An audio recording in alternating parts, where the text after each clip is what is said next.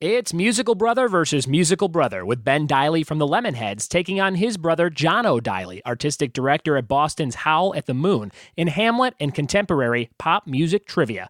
This is Trivia with Buds.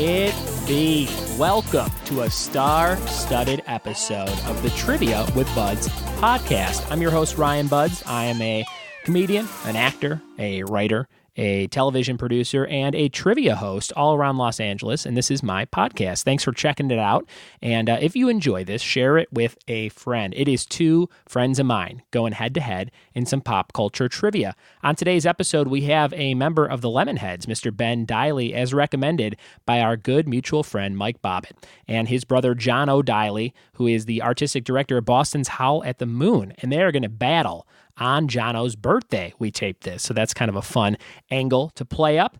It is the holiday times, everybody. It's the beginning of December. Thank you for listening to this. Maybe you're all bundled up somewhere, drinking some hot cocoa. Maybe you're working out to work off that Thanksgiving weight before you put on the Christmas weight. Whatever it is, I'm so glad that you're listening to the sound of my voice, which I'm told by strangers is sometimes off-putting. I am excited for the holidays here. My lawn is decorated. I did none of the decorating myself.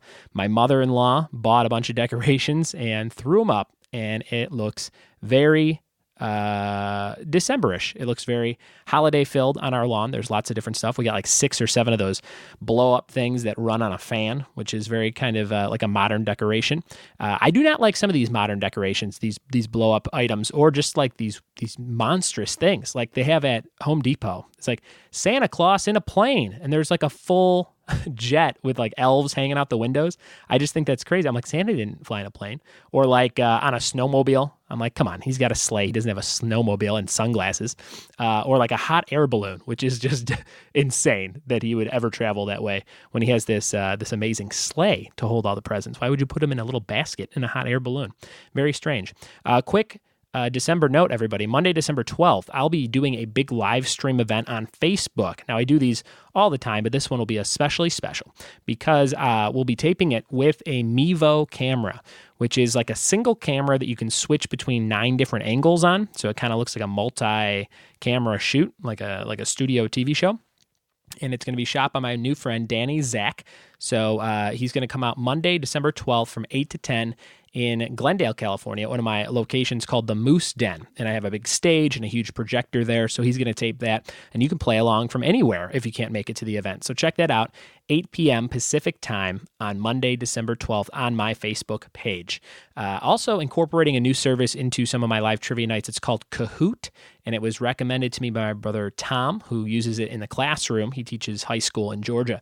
And you can make these quizzes, and then people can buzz in using their smartphone. So it kind of keeps kids on track to use their smartphone in class for a good thing, and you have to kind of be focused on the screen, and you use your phone as a buzzer.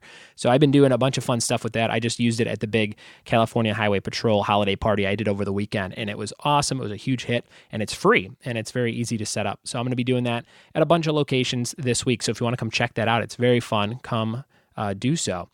This episode is going to be a ton of fun, and I did want to familiarize the listeners with a few Lemonhead songs. I looked up my friend Ben Diley, who was on the episode today, and I was like, I want to hear a song that he definitely had the vocals on, and I found this one. It's called Second Chance, so enjoy this before you listen to Mr. Ben Diley and his amazing voice on the podcast. Here is him singing a song called Second Chance with the Lemonheads from 1987. Tell you something more. There's no such thing as a second chance. There's no such thing as another try. There's no such thing as start all over. I hope I did what make me cry. Been a long time since I've seen your eyes. You're going to love Jono and Ben. They are new friends of mine, and I'm very happy to call them. So let's get into this episode. They picked some fun categories: Hamlet and contemporary pop music. Here we go.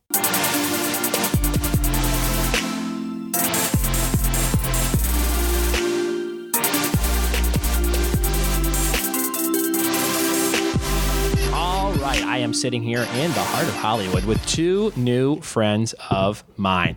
I am sitting here with members of the band The Lemonheads, Mr. Ben Diley and John O'Diley. How are you guys doing? We are well. We are dandy, particularly dandy this morning. We are, especially because yesterday was Ben's birthday, and That's today right. is my birthday. Oh, wow. Well, happy birthday. 3 years and 1 day apart. That's why you're in town. Yes. Very good. Well, thanks so much for taking 45 minutes with me on your birthday. That's very kind. I am basically a stranger, and I'm going to take your dog when I leave. So this is great. We let strangers into the house all the time, and especially a likely-looking fellow like yourself. Sure, We thank say, you. Let that guy in. Most of my shirts are from Target, and they show off my kind eyes. So I think that is pretty much how I get into most houses. You guys were kind enough to invite me over today. I know you guys through a good mutual friend named Mike Bobbitt. He's a comedian. He's been on the show. He was on episode 6, I believe, Bob's Burgers versus John Hughes Films. And he was talking to me recently, and he goes, I got some friends that are going to be great for your podcast. And initially, he said, Ben and Lisa, be your wife, Lisa. And then Lisa was like, you know what, I'm going to step out.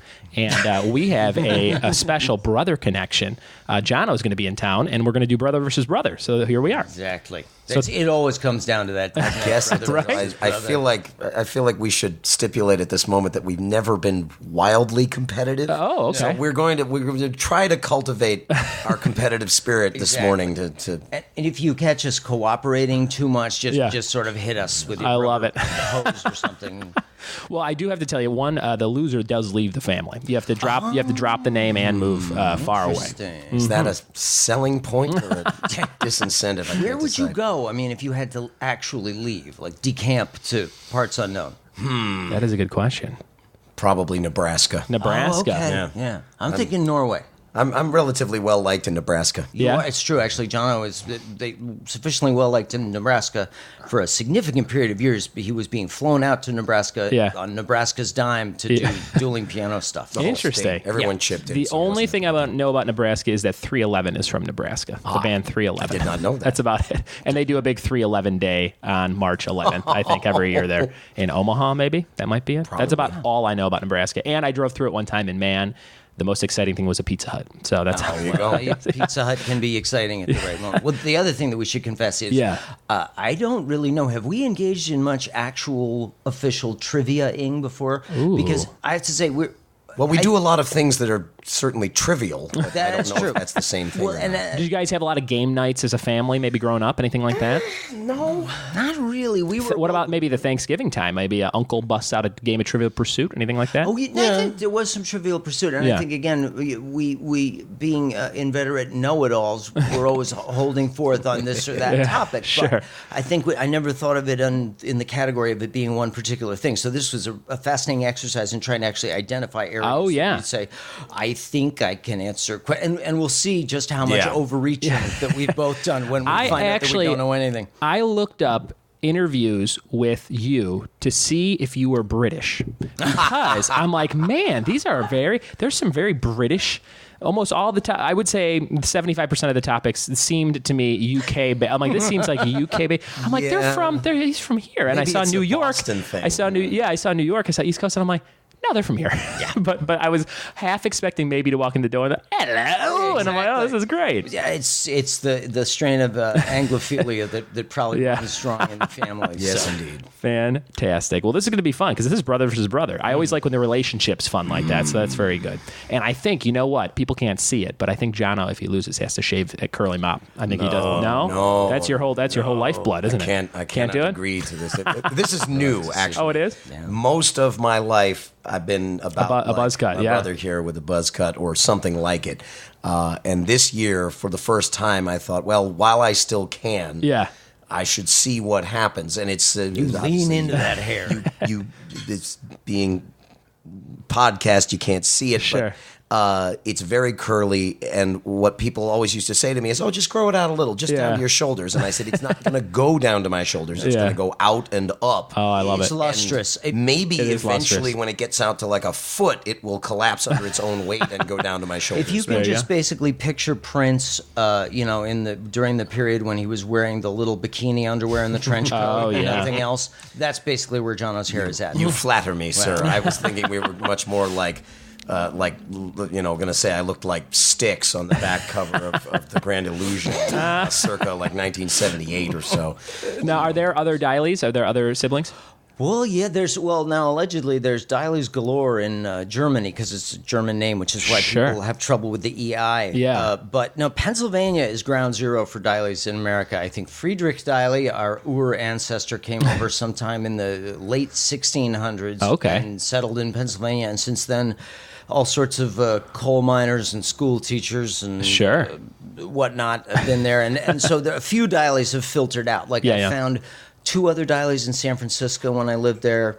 And there's some random Diley in Texas who made friends with me on Facebook. But not a lot of us. Somewhere in downtown Boston is a Jonathan D. Diley, who is an attorney, because I saw him in the phone book one time. But we are the only 2 Diley brothers on our offshoot, and then there were divorces and remarriages, and we have a half sister on one end and a half sister on the other end, and a step brother over here. So, but none of them are Dileys. Gotcha. I searched your name before I came to see if you're on Twitter, and it came up, but it was like a kid, a high school sophomore. That was his Twitter name, Ben Diley.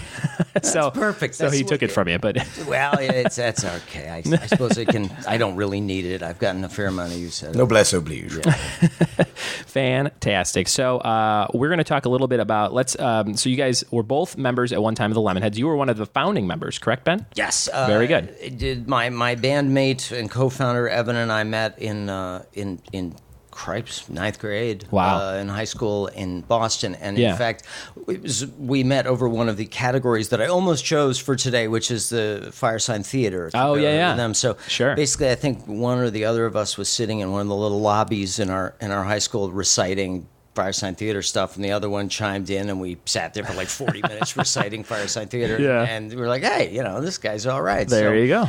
But I think we started we discovered punk rock together, got into it together. We're lucky enough to have a bunch of friends who were really self-described record collector scum. Sure. So they had all the records that nobody else had and made us mixtapes. And so we started playing music together probably in, I guess, junior year. And senior year, we sort of had the full-fledged band going. We were like, well, as I always say, Congress had not yet passed the historic White Stripes Act legalizing 2-person bands. So we knew that we couldn't be a 2-person band. We needed somebody else. We got a bass player, our friend Jesse Pretz. Because he owned a bass. Sure. And that's how it works, right? We went I think it was about 3 or 4 days after high school graduation, we went and recorded the first ever Lemonheads release, a little 4-song EP. Sure. And that led to albums like Hate Your Friends, Lick, and It's a Shame About Ray. Exactly. Very good. And people might most commonly recognize the Mrs. Robinson cover in the 90s that was in movies like Wayne's World 2 and later in Wolf of Wall Street just recently, not too many years ago. And last night, actually, I heard It's a Shame About Ray in the Wolfgang Puck Bistro. I was like, Puck's onto into the it. He's got it. And so, the ambient noise, crowd noise was down. And I was like, oh, look, there's that. And, but yeah, I think that's got to be a surreal feeling because I'll never have. I mean, no one's ever going to play one of my jokes at the airport. You know what I mean? Wow. You never know. I guess that's true. You'll be like, I gotta stole my joke. I got to start those parody songs to really get that career going. Get those weird, that Weird Al money. There's a bottomless market for that. I think got to be careful though. He'll come after you. The sort of sad irony, I think, with the Lemonhead songs that did achieve some cultural salience is that they tended to be covers, which is sort of a shame because, again, I think Evan is one of the most brilliant songwriters I've ever known, and his actual original songs are great, and known by fans. But when people, as are yours, well, you're too kind. You're too kind. But it's just a weird thing that sometimes you end up. I mean, you take success in whatever form it comes. Exactly. But it is weird that it was covers because that other song, "Into Your Arms," is not an original. It's by those lovely Australians. So. What can you do? I have a smaller version of that where when I first moved to LA, I got to be in the first Sharknado movie. for a very split second, like 1 second. And I mentioned this in the podcast. Yeah, pretty much. My leg is missing on a beach and I'm covered in blood screaming. And when people bring me onto a stage, they go, this guy was in Sharknado. And people are like, oh, because they know what that is. But then when I get there, they're like, oh, it's just another white guy telling marriage jokes. You know what I mean? But when I leave, they're like, I saw that guy from Sharknado. You know, exactly. So it's weird because I have nothing really to do with the movie, but it could be attached in that way. You know? It only takes a tiny peg on which to hang that guy from that thing. Sure. But I will tell you, I milk it for everything it's worth. Nice. You should. I've been on so many shows and morning shows we're here with a star Sharknado. I'm like, star's a really strong word for anything I do. Now, Jono, you were in the band from time to time or for a small time? For a short time. I think it was the summer between my 10th and 11th grade, something like that. That's right. You were with us the first ever show we played at the Knitting Factory. Yes. It was, interesting. NMS or what was it? It was one of those, or CMJ. It was one of those. What'd they have you doing? Drumming. Okay, yes, very good. It was a Thursday afternoon. They found out their drummer had dropped out. Yeah. And they had a show Friday night in New York, and he knew that I knew all the parts. Yeah. And they came and said, "You want to come do the show? Because we don't have a drummer." And I go, "Okay, yeah, sure." So it was my big moment. It was That's amazing. It was a blast, and maybe somewhere in some archive, there's I wonder whether there's, because MTV was there shooting the whole thing.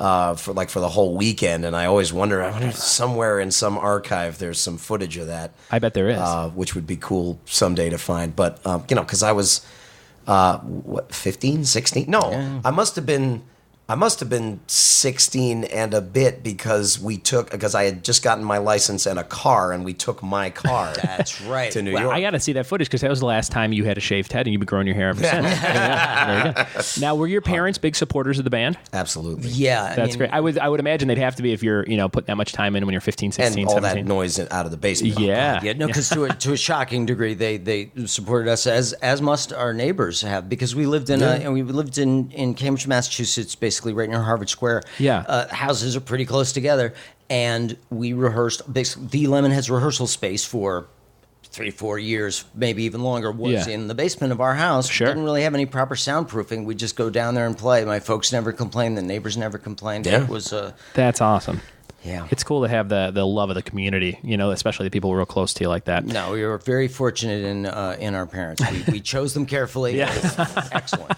Now, Jono, when you are not visiting your brother for your birthday weekend, you are the music director at Boston's Howl at the Moon. Yes, indeed. And you guys were rocking over at the Universal City Howl at the Moon last night. Mm-hmm. And you were just telling me right before we started, you walk in, everybody knows who you are, you hop on stage, you start going nuts. What was the first song you start playing or singing, or what did you do last night? First one up there? It was great. As an experiment, more than anything else, I decided to try "Cruise" by Florida Georgia Line because I was curious whether country went over out here. And the answer was sort of a shrug. Yeah. And then after the show, we were discussing it with the Hollywood Howl crew, and they were saying, it's very different out here. What goes over and what doesn't. If you go a little bit further inland, it would kick ass because there's a lot of country, like whole country bars where you walk in, you're like, this is like the movie Roadhouse, but it's like it's just a legit place where people go to listen to country music. I became a fan of country music probably like 27 to now. Like I really got hooked on Chris Stapleton the last couple of years. He had Album of the Year, Country Music Album of the Year, and just really great songwriting and lyrics and sing along, but also get some meaning out of it and all, everything you want in a good musician. So I kind of listen to, I do like the radio pop country sometimes I get why people like it. And I think that's, it's a good time. It sounds like a good time you're describing drinking on the weekend or whatever, So, and trucks. Yeah, and trucks, that's right. I mean, one of the interesting things about Jono's job is that he has to, as a matter of sort of professional discipline, every week he trains up the band because he hires the musicians and basically figures out who's going to be in the roster of musicians playing every night, Sure. and they have to learn however many a score of a brand new songs, because they always have to know whatever the latest pop music is that people are going to request. So so you have to obviously know those songs too. Yes. To be the director. Very good. Well, that's an interesting job, and I'm so glad you guys are ready to go head-to-head. We're going to talk about your categories right now. But before we get to that, I do want to mention you currently are in a band called Varsity Drag. Yes. With your beautiful wife, Lisa. Yes. And I see a lot of awesome posters hanging over here. So tell us a little bit about Varsity Drag, and that's your most recent project, right? Yeah. That would be the most recent thing you do? Exactly, and it's something that has been sort of kicking around for a few years here. We were it started with a couple of guys in San Francisco, and it's really to their credit, because I wasn't really interested in playing music at the time, and they tracked me down. And they said, we're really big fans of Lemonhead stuff. We should get together and hang out and play sometime. And we did, and this swiftly turned into us writing a bunch of songs. And we started playing shows, and through just sheer good fortune, we went across the radar of this record label in the UK called Boss Tunage, run by this guy Aston Stevens, who's a big fan of my previous stuff, and he said, I really want to put out your band. So he put out our first record, and then that led to, shortly after the first record came out, and again, since he's a UK label, this was mostly overseas. It's the old I'm big in Europe joke. But it's true. He's huge in Germany. Within a few months of that first record coming out, we got an offer to tour Europe, so we went over and did like a 5 or 6 week tour, during which we recorded an entire live set on a really, really good sound system. And then the label said, we want to put that out too. So we have the live album. Cool. And then we did, a couple years after that, we did another studio album. Since then, we've done a split 7-inch with a French band. Oh, that's great. Now, what year did this band start, Varsity Drag? What year was that? I would have to say that there was probably, Jesus Christ, 97, 98? Yeah. Okay. I thought this was more like last 5-10 years. Well, this is going back. It's been more active the last 5-10 years than it was then. But basically, this began as brunch punk. We would get together on Sundays. The rehearsal I love that space subgenre. was a container, a shipping container. Yeah. With electric power wired in there and carpets on the walls, and it was actually the same exit as San Quentin prison. So you get off, if you went one way you got to the prison, the other way you got to this big parking lot with the shipping containers. So I used to meet these guys there. We would go and have brunch, we'd play for a few hours, and by the time we actually got to around to recording something, it was like 2000 or so. And then by the time, this is all my fault, by the time I actually ended up following up with the record label, because the guys started writing to me almost right away, I want to put out your record, and it took me like 4 or 5 years to be like, the record, yeah, we got to put that out. So, So, a little bit like with the Pods reissues, which I am going to That's right. John and I did a band in the 90s in Boston, sort of strictly local affair, but we had a lot of fun there and got a lot of local airplay.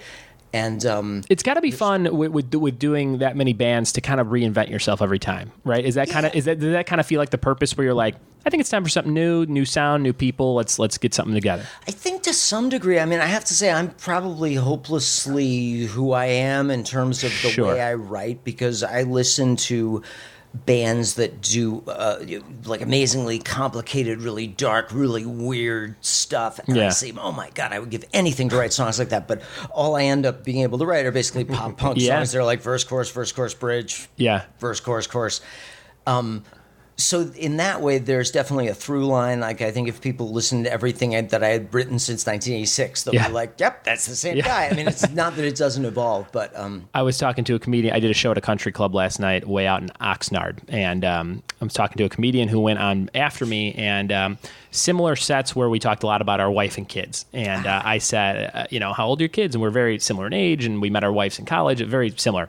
And I go, do you ever walk off stage and go, I got to write stuff that's not about my wife and kids? And he goes, all the time. He goes, I just did a big college near the Channel Islands, and he said it was all 19 to 23-year-old kids or whatever, and they can really relate. Yeah, he goes, I never ate more shit in my life than like, you guys know what I'm talking about with my kids, and they're just like, no, we smoke pot and whatever. So like it was, but that is kind of the challenge. It's like, Well, the thing in my daily life is my wife and kids, so that's what's in my head when I'm like, what's funny about my life? Those are the things that are relevant. But it is kind of, it's kind of hard to reinvent yourself as a comedian if you're, if you want to be genuine. You know what I mean? You're like, these are the things that are actually from my life, instead of like, what's funny about, silly putty, or just going into something weird that you have no relation to. So I think that's probably one benefit of rock music is that the kind of the set of subjects which are generally covered by it, which have having to do with emotional angst and love and loss and all that kind of stuff. They're fairly timeless and fairly appreciated by audiences of all ages. I mean, I have to admit that as I do get older, my songs end up being much more about the hegemony of death and the inevitability of decline and all that kind of stuff, but in a fun way. Speaking of fun, we're going to get into the trivia categories you guys picked. John, we're going to start with your categories, okay? All right. The first one you gave me, contemporary pop music, which we just talked about. You have to know a lot about to do your job. Yep. Who are some of your favorite pop musicians of maybe the last 20 years, 30 years? Maybe like top three. Top three. Yeah. Keane. Oh, my God. I love Keane. Fountains of Wayne. I don't meet a lot of people that like or even know Keane sometimes. I'm like, I love their music. They are underappreciated in this country for sure. Yeah. They're a lot bigger over there, right? Yeah, I think they are. Yeah. But they're, and again, maybe this is sort of an east to west kind of thing because they sell out in Boston whenever they interesting. come through. So we tend to be their first stop when they come. Oh yeah, that's awesome. That Somewhere Only We Know that song. They used that on a trailer for a Winnie the Pooh movie that came out like 5 years ago, and I was like crying watching the TV trailer because I was like, Pooh, like Winnie the Pooh. It was just the perfect song, and like a balloon goes away, and he reaches for. I'm like, we gotta buy. We bought that movie. We didn't even have a kid yet. We bought it. Pooh is very poignant. So the right song could really work it for you. What were some of the other ones? You said Keane, Fountains of Wayne. Who I only just recently, I don't know, a month or two back, found out that they had genuinely broken up. They weren't just on hiatus again. There was an actual sort of falling out between Adam and Chris, and I'm like, heartbroken. Because they were, Keane and Fountains of Wayne were the two bands that if they came through town, I would go see them. Sure. Since I play every night for my job, and then the other nights I'm with my kids, I generally don't get out to see shows anymore. Oh, yeah. And they're the two bands that I'm like, okay, if they're coming, I will rearrange everything in my schedule in my life so I can go see them. So, man. So I'm glad I got to see Fountains of Wayne the last time they came around, because apparently that was the last time. At least, for now. Were you there with us? Was that at the Paradise? Yeah, with Evan. That's right. Evan got us in, I think. Yeah. Evan opened up. Yeah. And Soul Asylum. Oh, interesting. And Fountains of Wayne. Yes. There you go. Crazy bill. Yeah. That was a fantastic triple bill. Yeah. Who else you like in these days? So other than those guys, like I'm trying to think of something that's a little more mainstream, and there's not much. I like bits here and there. I really liked Coldplay for a while. Yeah. And then their last few releases, I want so much to be on their wavelength, figure out where they're coming from, and I just can't. My brother's a gigantic U2 fan, and he feels the same way about their last three albums. He's like, they're my favorite band. Why can't they rock anymore? He's like, I just need a rock song. I know. And I'm like, I saw them, and they're still fantastic. Oh, sure. On stage. He spends like $4,000 on the concerts anyway. Yeah. He's like, I gotta go. But yeah, I think we were just discussing this about various artists, that there does seem to be a point at which people, no matter how whatever songwriting skills they possess, they just kind of start to run out of ideas. Sure, that's true. Bon Jovi, for example, they've put out the same album 5 times in a row, and it's just like, get on up, get against the man. And you're like, you have $1 billion. There's no fighting the man anymore. You know what I mean? And you think you can take, again, and I was pitching this to you, you could take the Paul Simon approach where you go find some particular tiny unexploited pocket of interesting, different, ethnomusicological, thing to say you're going to make a record around that. Right. But yeah, I think that it's difficult. And of course, the worst part about writing kind of pop or pop punk stuff is it requires tremendous upheaval and misery in your life to really get inspired. And who wants that? Yeah. So, Your next topic, Jono, was Homestar Runner, which is a fun trivia topic. And I was never into it, but I did know what it was. And I did look it up before our meeting today to kind of refresh myself. And Strong Bad, that was the main, that was like the main character, right? Well, he became so. It was funny because initially he was a side character and Homestar was supposed to be the star.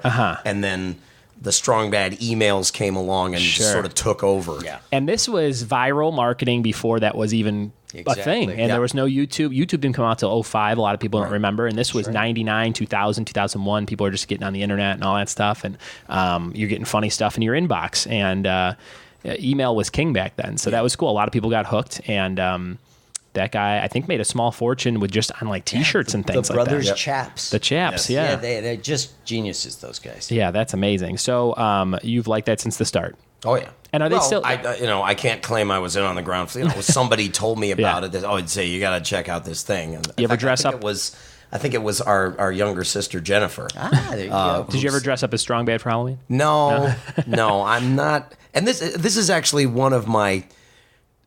source of trepidation for me in doing something like this is I've never been that level of fan of almost anything. Oh, yeah. Getting down to minutia or doing, dressing up or cosplay or anything like that. Yeah. I've been a huge Star Wars fan since the first movie came out, and I was 6 and you were 9 or something like that, and we went to see it in the theater a dozen times or something. But I'm like, well, like Mike Bobbitt, for instance, tattoo. Yeah. Star Wars tattoo. Sure.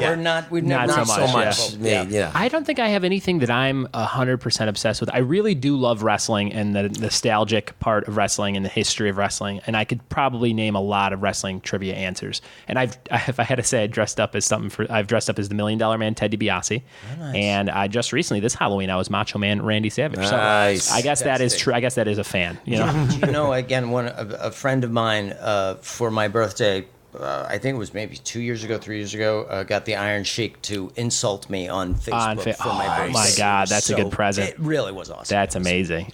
I was moved. He's an amazing insult artist. Yes. If you follow his Twitter, shout out to the Sheik. Your next topic: sci-fi movies. Yes. I think if you walked into a bar and you said, "Do you have any movies playing while I have a nice brew?" I'd go sci-fi, and you'd be like, "Yeah." I think I could maybe guess. What is some of your favorite sci-fi movies, John? Well, obviously Star Wars. I just said, but a lot of stuff that came out as we were growing up.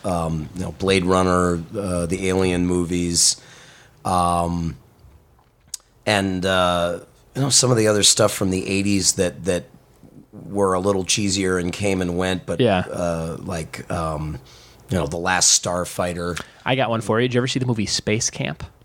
Oh, yeah. I remember that. That is not really a sci-fi movie. I think I only saw it later. That's more of a family. What's her name, too? A lot of 80s movies. See, this is why I'm... Priestley? No, Space Camp, the young lady. Oh, the young lady. The young lady.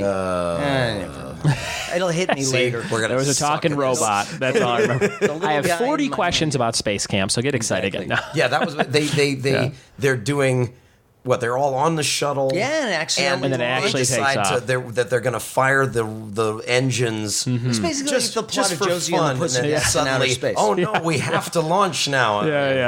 Actually, no. There was a bunch of Sid and Marty Krofft had a show called Space Nuts or something. That was the same plot too. So interesting. It's popular. Sci-fi movies, and then you had the film With Nail and I. Yes. Which I had to look up. That looks like something I would love, but I have not seen it. I'll send you home with it. Would you describe it as a Fear and Loathing in Las Vegas-y kind of a movie, or not as much? Is there drugs in that movie, or not so much? There are drugs, but the pairing of two kind of buddies like that? There's the lack of drugs is one of the Exactly. problems. Yeah, I mean, basically, it's set in 1969 in London. A pair of out-of-work actors, because is there any other kind of actor? Yeah. And they're one of them has a wealthy uncle who has a house in the country, and these two guys living in Camden Town in absolute squalor and alcoholic craziness, decide they're like, we got to get out of it for a little while. We're going to go to the country and rejuvenate, get some fresh air and harmony and that kind of stuff like that. Yeah. So they go out to the country and then wackiness ensues. Oh, I can't wait. Pursues them because he's flamboyantly gay in the movie. I looked up a little bit on it. Yeah. And that actor's Richard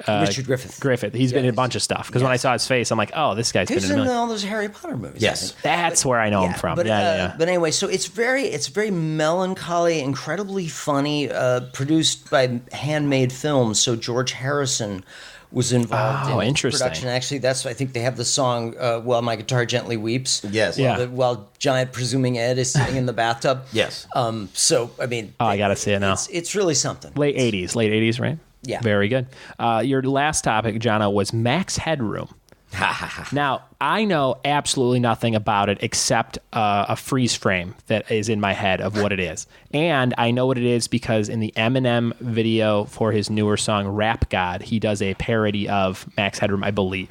So tell me, break down what Max Headroom is. Is it a character? Is it a musician? Is it a... It was a sci-fi show. Sci-fi series that you watch on TV? Yes. Okay. And the idea is that there's this reporter... who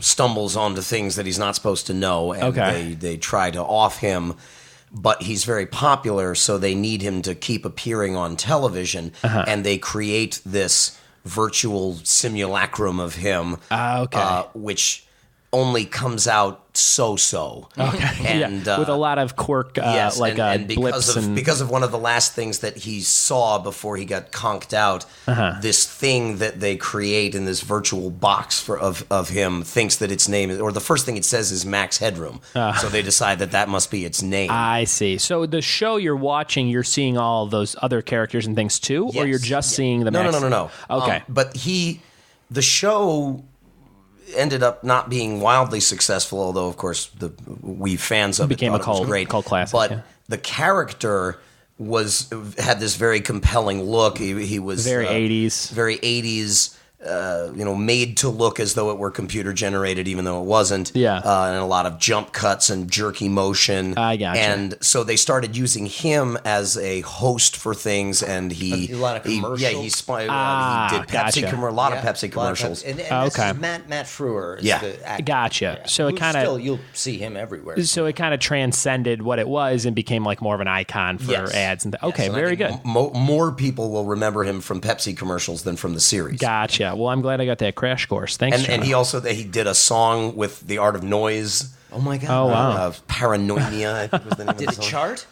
I think it did. Interesting. All right, Ben, we're going to your categories. Your first one: English and American poetry.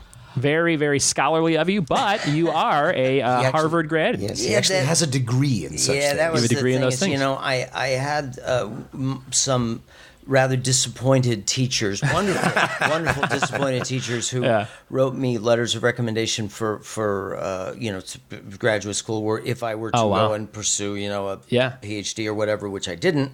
But they had always talked about, your general exams, you'll need to take those someday. And so besides the fact that it's something that I love perhaps above all else, I've always sort of, kept a hand in and reading it. And it's just because, again, I love poetry. I think, again, it's just sort of as much or more so than music, because it is a form of music. Sure. To be performed by the human voice. It is, what is our great achievement. It is...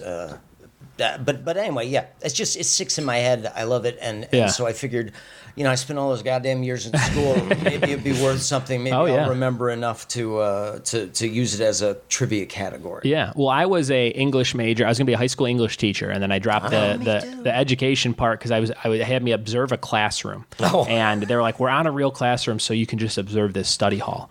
So I'm sitting in the study hall, and I'm looking at the kid doodling like a dick next to me, and I'm like doodling a dick, and I'm like, I got to get out of here. This is like school all over again, So I dropped the education part, just got my degree in English, and now I host a podcast for $0. So it's going pretty good.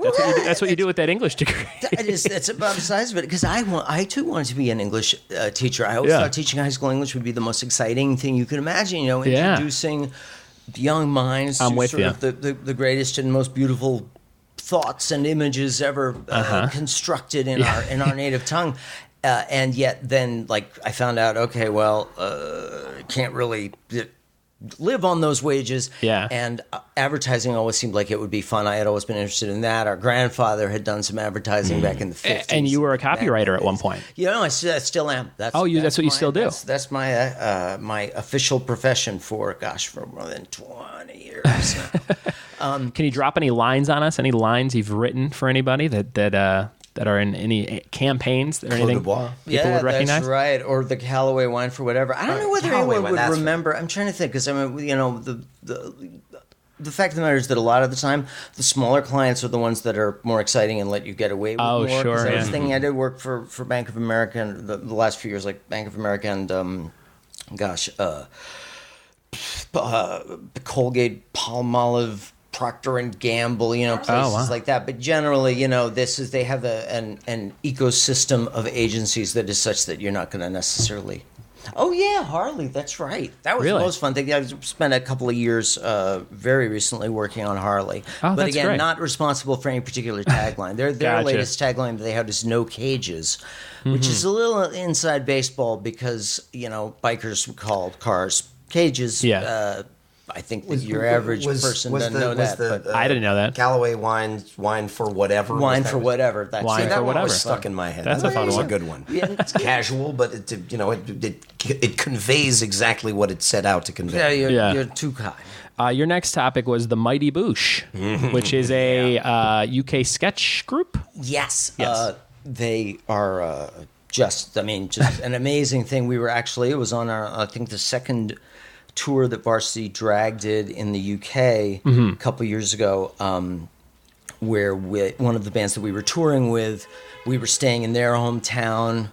Was it Leeds? I think it was like a city of owls. There were owls everywhere. Yeah, they may notice owls all about. Yeah, they said you got to watch this thing. You know, it's the Old Greg, which I think is sort of one of their most famous episodes. Yeah, and it was just amazing. Loved the show. So you see up there, I got the box set. Boosh Special Edition. That's awesome. And so it's just it's so funny. The weirdest thing about it is it's so whimsical and delightful, and it is adult humor, and yet it is weirdly suitable for people of all ages because there's a very magical, childlike kind of sensibility to it. And it also features some fantastic songs. Yes. Oh, yeah. Lots of songs. A lot of great songs. in it, yeah. I'm obsessed right now with a UK show that I think just wrapped up in 2015, but it was on since like 2002. It was called Peep Show. Have you guys ever seen Peep Show? Yeah. It's on Netflix. It's just two like odd couple type roommates, but it's all from their point of view, and you hear their internal monologue.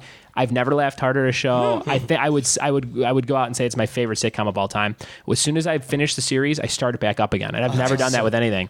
And a friend of mine and I, who really love it, we're thinking about doing a Peep Show podcast. I don't know how many people would listen to it, where we just break down every episode because it's real popular to do those nostalgic podcasts, like the Gilmore Guys, and it's like two guys that do Gilmore Girl episodes. You know, I think something about doing that. There are a lot of Peep Show fans out there. You think so? I hear a lot of people, cite that as being one of their favorites. One of my all-time favorites. Your next topic was, we already talked about the film With Nail and I. Yeah. So if we pick that one, you guys will be going head-to-head on that. That'll be fun. Your next topic, Supernatural, which is that the Supernatural or the TV show Supernatural? The television show Supernatural. I have never seen an episode, but it's one of those shows I do want to start. Like when I get off this Peep Show binge, I'll go Supernatural. I mean, again, basically, I can say without equivocation that the first 5 seasons are just sustained brilliance. They're absolutely awesome, and it was the creator and showrunner had kind of planned out an arc that lasted about 5 seasons. But the show was still popular. It's on 11, isn't it? 11 seasons right now? Yeah, no, it's still going. And so there is great argument in the places where such arguments take place, Reddit or whatever, which season since then is the worst or when they should have stopped. So a lot of people are not entirely thrilled with the show since then. I think they've still had really, really strong seasons. Yeah. And I think just more than anything else, the characters are so awesome, and it has a very funny... You'd have to call it a sort of Whedon-esque sensibility. I was going to say, if you like Buffy and Angel, you probably maybe watch the show too. Exactly. Yeah. So, I mean, as long as they make that show, I'll keep on watching. Love it. I'm going to start it soon. Your last topic, Hamlet. Yeah. As an English major, you got to love a good play. Is that your favorite Shakespeare play? Not necessarily. If I had a favorite... which you probably don't. It might be Othello. But I was thinking of Hamlet because I was literally racking my brains. I was like, what kinds of things do I actually have knowledge of besides, again, being a know-it-all who's always mouthing off about anything?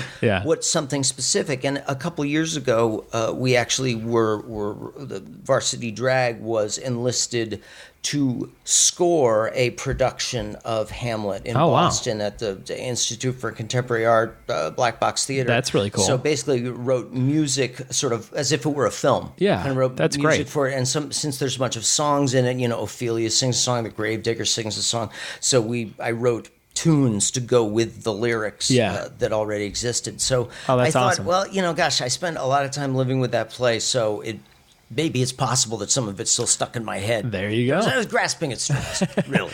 Well, those are your 5 topics. We've learned a lot about you brothers, and now we're going to reveal the 2 topics we chose. Jono, your category is pop music. Okay. And your Ben, hair is safe. Ben, your topic is Hamlet. Oh, so wow. the first and last See how it topics for goes? each of you. We're going to see how it goes. This is the trivia showdown, so you're going to go back and forth. If you get your question, your topic's question right, you get 1 point. If you can steal the other guys before they can answer, you get 2 points. Also, like if Jono had the wrong answer, then you would get a shot at it, Ben. We got to wait for the full question to be read so people can play it along at home. Are you guys ready? Yes. This is the trivia showdown. Trivia Showdown. We're going to start with pop music. Question 1. What international contemporary rock band had an album called Pop in 1997? U2. That is correct. Oh, I forgot to mention this. We didn't even do it. Yeah. You got the point. So well done, Jono. 1 point for Jono. We have to come up with a buzz-in word. And that would be like a 1-syllable word maybe that means something between the two of you, something fun that you can buzz in with. That excludes any Sinor card gaugeisms. So I was going to say our buzz-in should be, X-Guard on me or something like that. No probalo. No probalo. 1-syllable word. Yeah. 1 or 2, just maybe something What's short. that one, the Gilbert and Sullivan one that our mothers always... Basingstoke. Basingstoke, that's it. All right, Okay, that's our Basingstoke is the buzz-in word. Basingstoke, I love that. So 1 point for Jono, and when you know the answer, buzz in with Basingstoke. Here it is, question number 2, or question number 1 for Hamlet. We're on the Hamlet side now. In Hamlet, the main character has a pair of friends named Rosencrantz and who?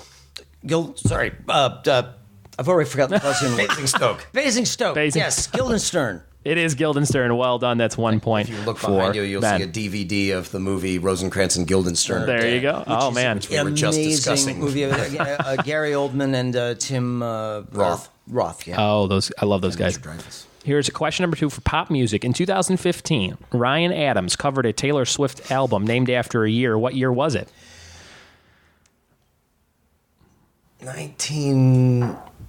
Oh, shoot. Buzz in when you know it. Basingstoke, this Basingstoke? one? Yeah. Isn't it 1987? Incorrect. 89. Jono? Was it 1989? It was 1989, so that's 2 points for Jono. It's 3-1. Which I stole back from Ben. Nice steal. Okay. Come on. We're back on to the Hamlet side. This is question number 2. What is the name of the chief counselor to the king in the play Hamlet? What is the name of the chief counselor? Yes, Polonius. Polonius is correct. That's 1 point for Ben. 3-2. He's sort of a dickhead. He is kind of a dick, right? Polonius. His heart's in the right place. It is. Kind of. I feel like somebody has like a real bitchy cat named Polonius somewhere, right? No, his heart's in the right place at the end of a rapier behind a hanging. Yeah. Question number 3 for pop music. What Psychedelic Furs album originally contained Pretty in Pink in 1981? What Psychedelic Furs album originally contained Pretty in Pink in 1981? I just saw these guys about a year ago. They are amazing still. Number 3, Psychedelic Furs. They were touring with Lemonheads for a little while. Yeah. Mm-hmm. I saw that in the Wikipedia. I have the album on the shelf, but that'd be cheating. I'll give you a hint. It's the same word 3 times. Same word 3 times. Does that help anybody? Any guesses? I'm probably going to smack my forehead when you tell me, but no, I don't. I never owned any of their albums. Yeah. Now I have a best of. I gotcha. Ben, any guesses? You want to try? It's not Talk, is it? It's not. It actually is Talk. Yay! So I'm going to give you the Nicely points, and done, that's you. 2 points. So that's a steal. That's 4-3. Ben winning by 1 against Jono. We're on question number 3 for Hamlet. Who played Hamlet in a 2000 modern-day New York remake of the film? Basingstoke. Yes. Ethan Hawke? That's right, and that's 2 points for you. Right. So that's 5-4 right now. Jono's up by 1. Did you know it, Ben? Did I know? Yeah, You knew Ethan Hawke? I did. I was thinking about modern Hamlets and how surprisingly good the Mel Gibson one was. Yeah, I mean, not yeah. surprising. He's a fine actor, regardless of anything. Yeah, but I think we all sort of thought it was going to be a very frivolous take on it. Exactly. And- Sure. And it wasn't. It was, It's funny, he directed that new movie Hacksaw Ridge, which is supposed to be really good. But it's funny, they don't say directed by Mel Gibson. It says from the director of Braveheart. And you're like, oh, yeah, that's a nice way of putting that. Yeah, that one, dude. Question number 4. We're back on the pop music side. Let's see who gets this one. What group only had one major studio album in 1998 called Maybe You've Been Brainwashed 2? 1998, Maybe You've Been Brainwashed 2. Kind of like a one-hit wonder band. Looking for the name of the band. Number 4. What group had one major studio album in 1998 called Maybe You've Been Brainwashed 2?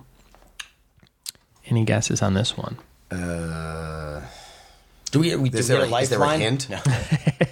No. Can we get a hint? You can use Xander. Yeah, exactly. Xander, what's the answer? He wagged his tail. Oh, That might help. You don't know this one, do you? Any guesses? Yeah, no, that's This is a tough. tougher one. I try and do a good mix for the 10 questions. You guys want the answer? I guess so. Yeah. The new Radicals. Oh, Remember you get what you give, that band. yeah. The new See, Radicals. Which is I had never heard requested of the New frequently. Radicals. I think I just sang it on Thursday night in Boston. That probably is a pretty fun like karaoke song now that you think of it. Here's number 4 for Hamlet. Here we go. Name either the play that came before or after Hamlet in Shakespeare's timeline of writing them. Oh, crying out. Either one. Now that is trivia. That's a That is trivia question. That's the thing kind that of we- trivia that I probably ain't got. Name either As play we that sit here and marvel at your trivia question. Oh, now Yeah, exactly. that's a trivia question right there. Exactly. Well, then Tick, tick, tick. we were speculating as to what exactly would define trivia because I was like, Sure. well, if you're very familiar with the text, but not necessarily with all the pop culture. surrounding, Yeah. You know, I try and do a little bit of everything in case like you only know some of the movies or that kind of what thing. the hell would have been somewhere around Hamlet? Jeez, Louise. You got any guesses, buddy? I don't know. We should just string together a clothier, something that sounds like. I like this teamwork. That's how you don't like to have that as you like. One of those, Yeah. Yeah, no, I'm trying to think whether I don't know. it wasn't. It probably wasn't any of the earlier, history ones. What do you got? Like a 1 in 12 shot? Just. Yeah, I don't know. I'm going to give you guys a hint. Okay. 2 things that Jono have said are in the titles to these things. Okay, As You Like It? That is correct. As You Like It. Fantastic. As You Like It came before, and then right after it was 12th Night, and you just said the number 12. So it was 12th Night. So that is Ben got 1 point there for Hamlet. So that's 5-5. Nice even game with the brothers. very nice. We're back on Neck and neck. question number 5 for pop music. What Justin Timberlake single contains 2 articles of clothing in its title? What Justin Timberlake single? Suit and Basingstoke. We keep forgetting to Basingstoke here. Suit and tie. Suit and tie is correct. That's 1 point for Jono. 6-5. Here's question number 5 for Ben, but also John, you can jump in. What Disney movie is most similar to the storyline of Hamlet? What Disney movie is most similar? The Lion. Basingstoke? Yep. The Lion King. That's right. 6-6. This is a very close game. I love it. My daughter is nonstop obsessed with. She calls it Pumbaa because of the character Pumbaa. Yes. So she's like Pumbaa. Put on Pumbaa. really It's a fun one. A tough call, but it may be the best. Yeah, it's up It's there, Pumbaa's definitely. movie. It's basically, yeah. Sometimes we have to fast forward because Pumbaa shows up right after Mufasa dies, right? So it's more fun to just start when Pumbaa shows up for the revenge. Here's question number 6 for pop music. In 2009, the Lemonheads released Varshans, a collection of 11 covers. What actress performed a duet on Leonard Cohen's "Hey, That's No Way to Say Goodbye"?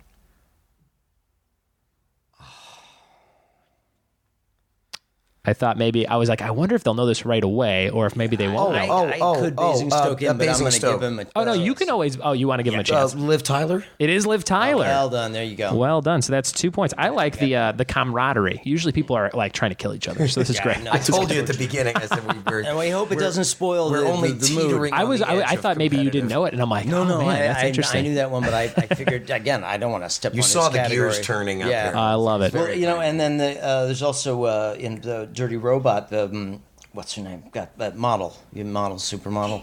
Kate Moss. Kate Moss. Yes. Lisa with the assist. Here is number 6 for Hamlet. Who directed and starred in their own 1996 rendition of Hamlet? Directed and starred. It's Basingstoke, Yep. and I'm going to say that's the Mel Gibson one, right? Isn't it? Incorrect. Oh, Jono. Basingstoke. Yep. Well Kenneth done. Branagh. Kenneth Branagh, he got it. That's He got right. it, and that's 2 more points. That was the one with the long Jono. the long one, and that's Yes. where he's got he's standing in the poster. He's got his back to us, and there's all Yeah. this sort of ticker tape going down. Yeah, He's it's great. Weird. He is great, but I mean, I really like his Much Ado. And obviously Henry V Yeah. are just definitive and glorious and wonderful. And he's one of these guys who can make you realize that that Shakespeare is not weird and it's not strange. It's not hard to understand as long as the actors understand the words that they're saying. Exactly, yeah. He but yeah, directed totally forgot Thor. about his Did you know that? The Yeah. Thor movie? He directed Yes. that. I did not know Good that. one. Awesome. Pop music number 7. What year did Lord's Royals come out? What year did Lord's hit song Royals come out? Basingstoke. Yep. Let's say that it must have been. Was it 14? Incorrect. Ben, do you have a guess? Oh, well, then I would just be guessing because I've never heard that song. Let's say 2013. It was 2013, so there's 2 points for Ben. So the score right now is 9-8. Jono's up by 1. We're on Hamlet, and we're on number 7. Hamlet takes place in Denmark. What's the capital of Denmark? The capital of Denmark. Your face. I wish it was a video podcast. I think the faces we're making is great. realizing, She why was don't like, we wait, know that? You looked Exactly. like pissed and alarmed and scared all at the same time. I'm just racking. I'm trying to run through dialogue and think somebody must say it. No, well, because Elsinore isn't, and No. they don't really. I mean, and he's not coming from the capital. No. I mean, I don't know. I'm trying to think how. I mean, the worst thing is that we just completely embarrass ourselves by showing how insular and American we are. Well, okay, but I have wait, always I'm gonna- maintained that I suck at geography. Oh yeah, no, same here. I'm gonna say Oslo. Incorrect. Okay. Jono? You're close. It was Copenhagen. Copenhagen. Yeah, Copenhagen. Exactly. Wonderful Copenhagen. And I was about to say again, we should have at the very least remembered that that's the stuff you take a pinch of and you put it in your There you go. cheek.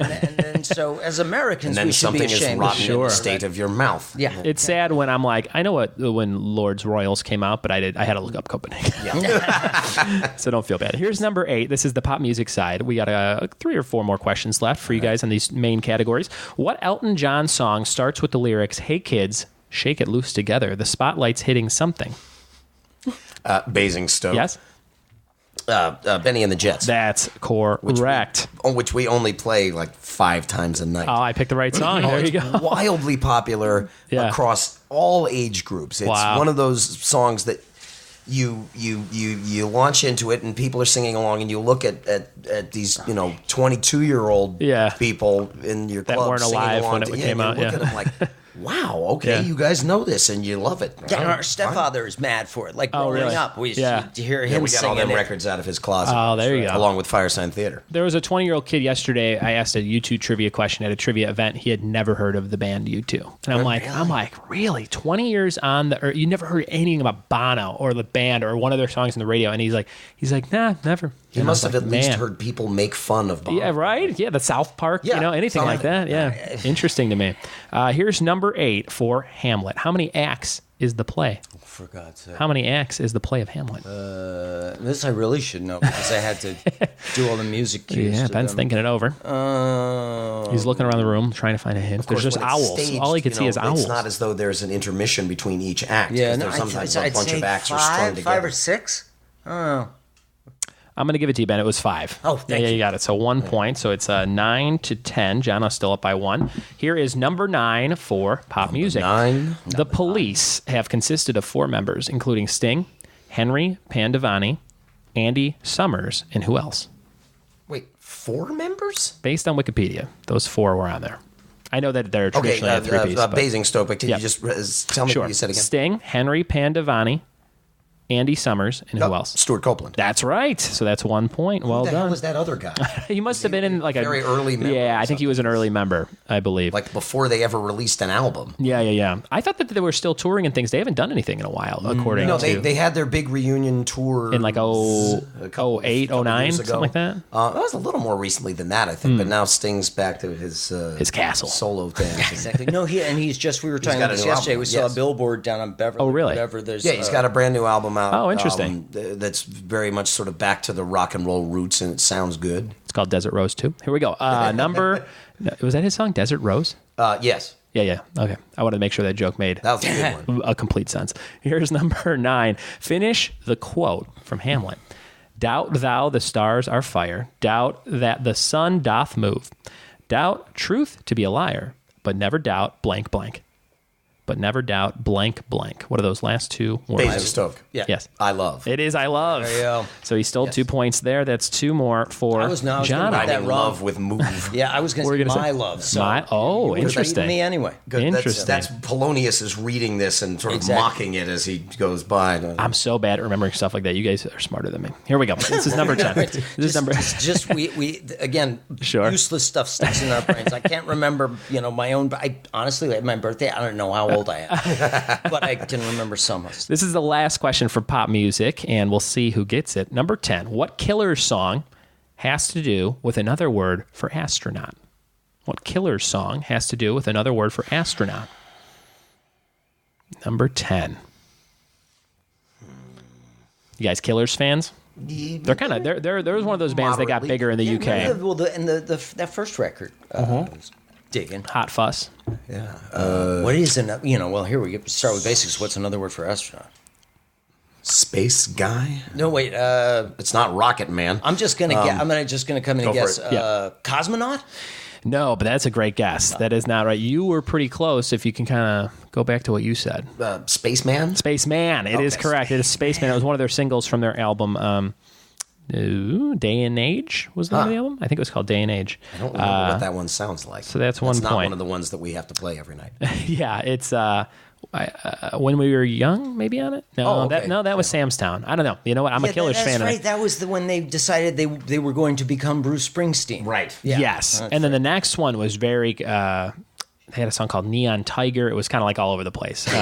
But here we go. This is the last question for Hamlet. This is number 10. Way back in 1900, someone attempted to film the first version of Hamlet, which was just one scene that lasted 5 minutes. What activity were the characters doing that they captured in that 5 minutes? So if you had to think of maybe one scene from Hamlet, they're doing an activity. So it's not just people talking. Mm-hmm. It's maybe like an activity from Hamlet. What do you think that activity was they caught on film in 1900? That's what I was thinking. Yeah, perhaps digging graves. Digging a grave Yeah. is incorrect. Jonna, do you have a guess? Could it be the players? Yeah. Are they performing the play? No, it's actually fencing. Is the fencing scene? Yeah, fencing scene. I thought that was an interesting little tidbit. Like way back, over 100 years ago, they're like, "Look at that fencing scene." So people would they captured it on a phonograph. Is a phonograph something you can capture? That would be sound. That's sound. Maybe they captured the audio from it on that, and then I don't know what they did with the video, but I read it really quickly. Fencing was what they captured in 1900. So right now... Yeah, no, there were moving pictures. Yeah. Jono has 5, 6, 7, 8, 9, 10, 11, 12, 13, 14. So that's a high-scoring round. And Ben has 9. So it's 14-9. So, Ben, you can conquer all if you get the combo question because it's worth 2 points. And then we have a thing called categories with Bud. So if you win that, you would win by 1 point, I believe. Or no, it would be tied. So you just have to. It's either going to be a tie or Jono wins the whole thing. Okay. So here we go. This is the combo. This is the combo question, and it's worth 2 points. So buzz in with your word when you know it. This is the combo question. It combines both things of Hamlet and pop music in some way. Combo question. Number 1. What modern band has a song called Ophelia, and what other female named album is it on? So it's a band with a song called Ophelia, and then the album that's on is also a female name. So name the band and that album to get 2 points. It's kind of a tougher question to combine both topics. What modern band has a song called Ophelia, and what other female named album is it on? Basingstoke. Yes. Is it Counting Crows? Incorrect. Okay. Ben, any guesses? I just remember the Reviving Ophelia, the book, but,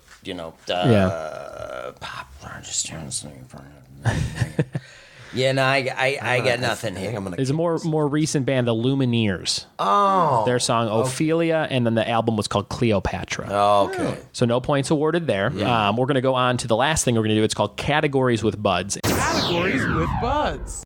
And I thought, because we talked about this earlier, it would be kind of fun to do British celebrities. So we're going to go around the circle. We'll all name British celebrities, whatever you think, a famous British person. It could be from, let's say, 1900 and on. So not too ancient. And I'm only going to know modern stuff because I don't remember anything real about history. I remember wrestling championship belt history facts. is a load of bunk, as Ford says. So here we go. I'll kick it off. I'm going to play with you guys. Whoever wins this gets 3 points, and that could change the game. So here we go. This is my first British celebrity. I'm going to say Prince Charles. Winston Churchill. Mm-hmm. George Bernard Shaw. Mm-hmm. I'm going to say David Mitchell from Peep Show. All right. Kate Upton. Mm-hmm. Disraeli. Michael York. Nice one. Basil. George Harrison. Mm-hmm. Oh, there you go. Yeah, John Lennon. Yeah. Michael Caine. Paul McCartney. Mm-hmm. Ringo. Yes, good. Sorry. Fergie. Tom Chaplin. Mm-hmm. Noel Fielding. Posh Spice. Getting all the greats. Let's see, Michael Fassbender. Yeah. Margaret Thatcher.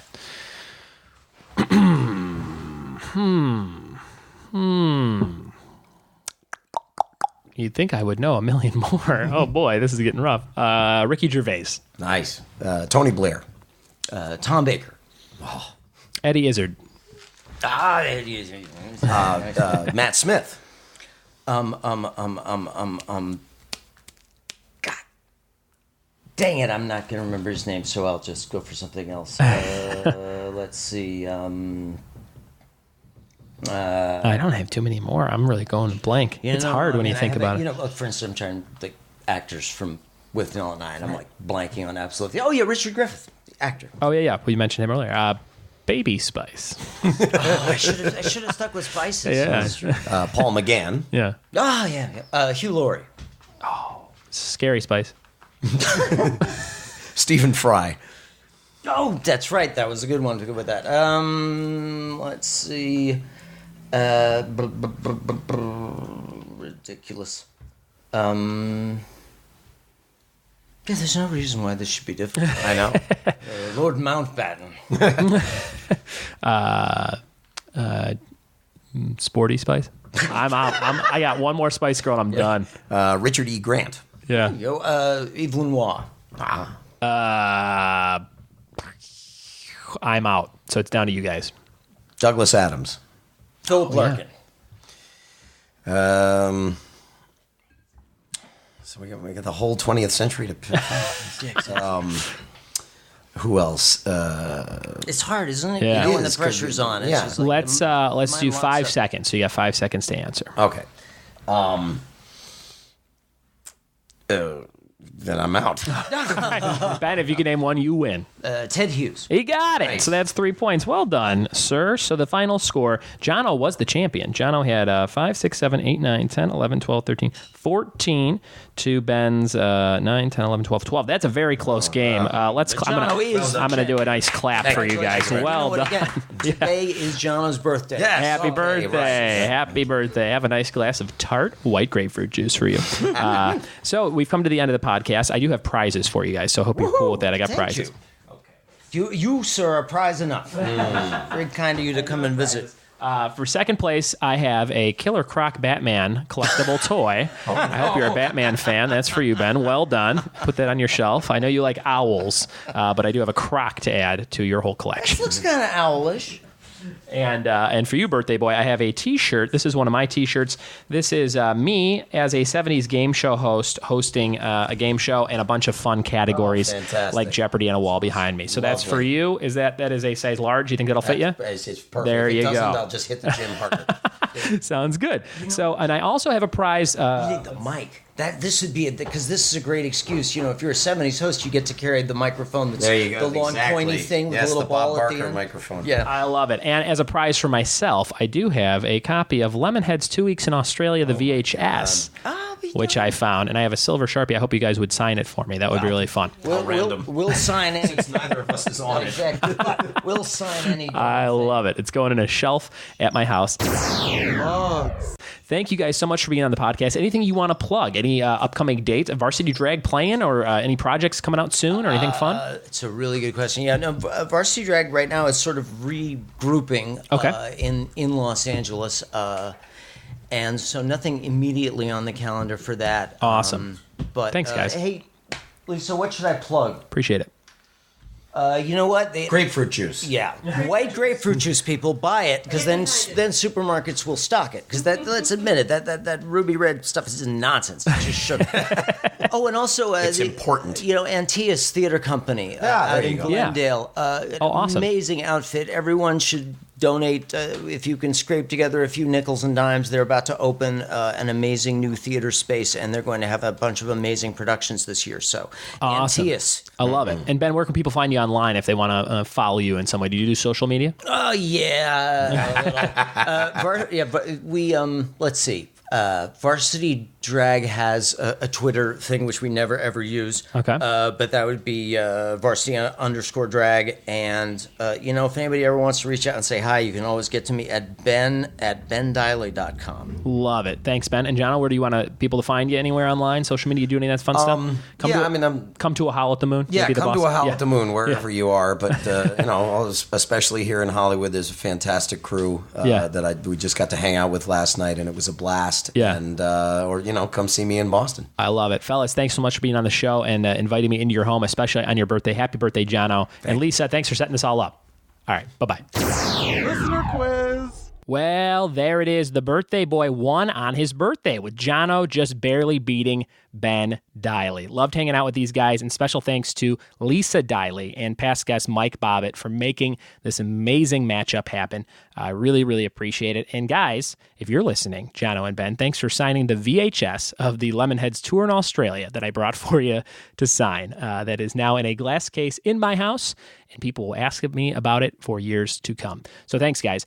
We've come to that point in the episode where we do the listener quiz. This is the part you can play just for listening to the podcast. So there's 3 random questions I'm going to ask you, and all you have to do is email me, ryan@ryanbuds.com, ryanbuds.com, and send me the 3 answers to these questions, and I'll put all the people who got it right in a raffle, and whoever I pull from that raffle will get a prize. What is the prize? This week, it is an item from the 3rd of the year. I was going to say 3rd annual, but it's the 3rd like we do it every 3 or 4 months or so. It is called Buds Box, Volume 3. And we have some amazing stuff in the box. It's kind of like Loot Crate, if you like that kind of thing. There are 7 items. It's $20, and you get this box full of fun stuff. So one of the items that we're going to be doing for this Buds Box is a copy of Joe Kilgallen's comedy CD. Joe Kilgallen's a great comedian friend of mine from Chicago, and he recorded an awesome album, I think about 6 months ago.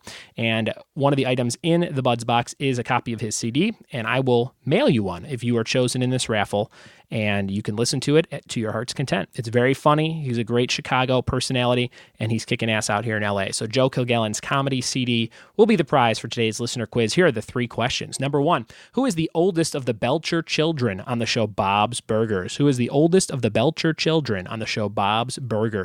Question 2, most of Cobra Commander's outfit is what color? Most of Cobra Commander's outfit is what color? And number 3, who painted the famous painting known as The Scream? Who painted the famous painting known as The Scream? Those are your 3 listener quiz questions. Email me, Ryan@RyanBuds, and we'll get a winner for that comedy album from Joe Kilgallen. I want to wish you guys some happy holidays. We do have like 3 more episodes. No, 2 more after this before the Christmas day hits us. So next week we'll have a fun episode with my good friends Justin Foster and Brian McDaniel doing some Simpsons trivia and some TMZ celebrity gossip style trivia. Followed by that, we'll have a nice episode with me and Deborah D. Giovanni, great comedian from Canada, kicking ass in LA, and she's super, super funny. We're going to do some one-on-one Christmas trivia. So get excited for those episodes. And also, I wanted to leave with one more plug for a friend of mine. His name's Michael Malone. He's a great comedian from the Midwest out here in LA. And he has a movie that he shot, wrote, starred in, possibly directed. I think he did a lot on this movie. It's called Bethlehem. It's a Christmas holiday kind of dysfunctional family full-length movie. And it's won a bunch of awards at different film festivals. And he turned it into a web series so people can watch it anywhere. So it's like, I think, a 6-part web series on YouTube. And you can watch the whole thing at malonecomedy.com, MALONE comedy.com. Check it out. Tell him Bud sent you if you want to leave him a nice note. It is a great, great series, and I'm about halfway through it, and I cannot wait to finish it. It is called Bethlehem, and that's from Michael Malone.